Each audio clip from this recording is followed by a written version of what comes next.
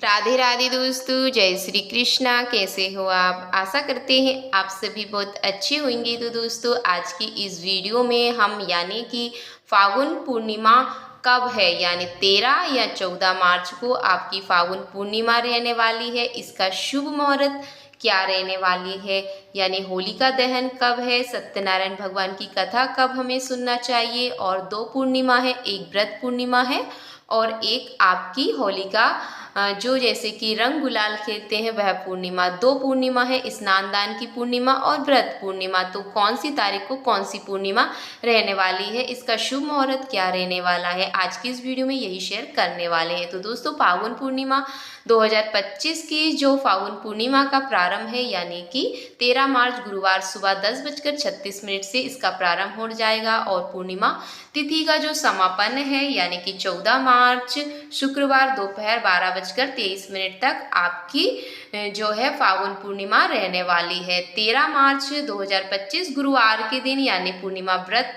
और होलिका दहन है। आपको गुरुवार के दिन ही होलिका दहन करना है और यदि आप व्रत करते हो तो पूर्णिमा का व्रत भी आपको 13 मार्च को ही करना है। श्री सत्यनारायण भगवान की व्रत कथा भी आपको यानी कि 13 मार्च को ही दोपहर के समय आपको व्रत कथा भी सुन लेना है। और जो 14 मार्च के दिन 2025 शुक्रवार यानी कि स्नान दान और रंग वाली, जैसे कि हम होली खेलते हैं, वह पूर्णिमा है। स्नान दान और रंग वाली पूर्णिमा 14 मार्च को। इसी दिन आपको बता दें कि पूर्ण चंद्र ग्रहण भी लग रहा है, यानी कि आपका चंद्र ग्रहण भी इसी दिन रहने वाला है। 13 मार्च का जो शुभ मुहूर्त है, सुबह का सूर्य उदय सुबह यानी कि 6:41 से जो सूर्यास्त शाम का समय 6:31 है और ब्रह्म मुहूर्त सुबह का 5:04 से 5:52 तक रहने वाला है। और भद्रा भी लग रही है 10:30 से रात को 11:26 तक रहने वाली है। और राहु काल दोपहर 1:30 से 3 बजे तक रहने वाला है। तो दोस्तों, बता दें कि राहु काल में भी कोई पूजा पाठ नहीं की जाती है और ना ही भद्रा में कोई भी शुभ कार्य नहीं किया जाता है, ना ही पूजा पाठ। वैसे सिंपल पूजा पाठ कर सकते हो, लेकिन यदि हम कोई विशेष पूजा कर रहे हैं, कोई कार्य सिद्धि के लिए पूजा कर रहे हैं, तो आप भद्रा में बिल्कुल भी ऐसी पूजा ना करें, क्योंकि अशुभ माना जाता है। राहु काल को भी अशुभ माना जाता है और आपकी भद्रा को भी यानी कि अशुभ माना जाता है। तो भद्रा के समय आप ना करें ऐसा कार्य। फागुन पूर्णिमा का जो 13 मार्च का गुरुवार पूजा का जो शुभ मुहूर्त है, यानी 13 मार्च की प्रातःकाल पूजा शुभ मुहूर्त 5:21 से 6:33 तक रहने वाला है। सायकाल शाम का पूजा का शुभ मुहूर्त 6:28 से 7:41 तक रहने वाला है। गोधूली मुहूर्त शाम को 6:26 से 6:50 तक। चंद्रोदय 5:54 तक। 14 मार्च के दिन यानी कि शुक्रवार के दिन आपकी स्नान दान पूर्णिमा है। तो प्रातःकाल शुभ मुहूर्त 5:20 से 6:32 तक रहने वाला है। अभिजीत मुहूर्त दोपहर 12:12 से 12:49 तक रहने वाला है। राहु काल सुबह 10:30 बजे से दोपहर 12 बजे तक रहने वाला है। तो आप अभिजीत मुहूर्त में जरूर करें, पूजा पाठ कर सकते हो, क्योंकि अभिजीत मुहूर्त में किया गया कोई भी कार्य हमेशा सफल होता है। हमें जीत प्राप्त करने के लिए ही, इसके नाम से ही आप समझ सकते हो कि अभिजीत यानी कि आप किसी भी कार्य में जीत प्राप्त कर सकते हो। लेकिन राहु काल ये अशुभ माना जाता है, तो राहु काल में ना करें कोई पूजा पाठ।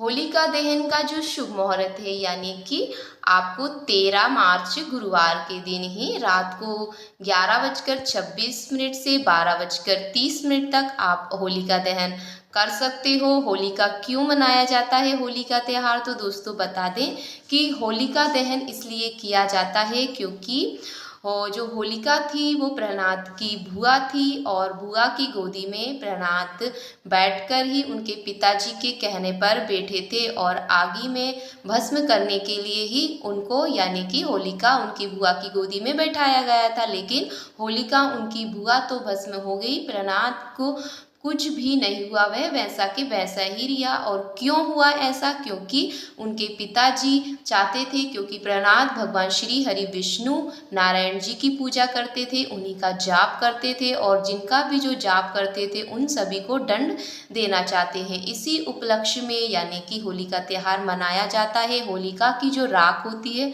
वह बहुत शुभ मानी जाती है। यदि आपके घर में कोई बीमारी हो, दुख हो, तो आप उनको यानी कि जो होलिका दहन की राख होती है उसको थोड़ा सा ज़रूर लेके आएँ और उनके मस्तक पर लगाएँ, क्योंकि बहुत शुभ माना जाता है। नकारात्मक ऊर्जा को दूर करने के लिए भी होलिका दहन की जो राख होती है वो शुभ मानी जाती है। प्रत्येक घर में होलिका दहन के बाद जो राख होती है, बची हुई राख को लाया जाता है और अपने घर में सुख समृद्धि के लिए रखा जाता है और तिलक लगाया जाता है। तिलक लगाने से हमारे जो भी जाने की जो नकारात्मक ऊर्जा होती है या कोई बीमारी होती है, तो बहुत हद तक हमारे जो नकारात्मक ऊर्जा का प्रभाव होता है वह समाप्त हो जाता है। तो दोस्तों, वीडियो कैसी लगी? थोड़ी सी भी अच्छी लगी हो तो चैनल को सब्सक्राइब जरूर करिएगा। फिर किसी नेक्स्ट वीडियो में मिलेंगे, तब तक के लिए राधे राधे।